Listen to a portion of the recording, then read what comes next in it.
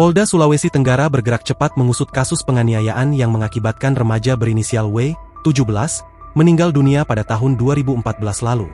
Kasus ini sempat ditangani Polres Wakatobi dan dua pelaku bernama Rahmat Ladongi dan Laode Herman divonis 4 tahun 6 bulan penjara. Namun, pelaku bernama Litao tak kunjung ditangkap 11 tahun setelah korban meninggal. Litao yang masuk daftar pencarian orang selama 11 tahun bahkan dapat maju Pilkada 2024.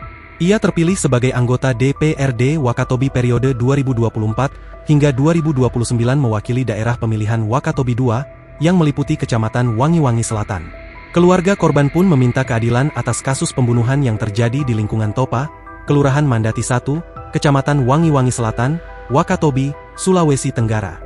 Sejak Agustus 2025, Polda Sultra akhirnya mengambil alih penyelidikan kasus ini dan telah menetapkan Litao sebagai tersangka.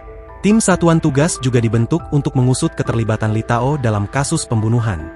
Namun pada Selasa, 2 September 2025, Litao mangkir dari panggilan pemeriksaan setelah berstatus tersangka.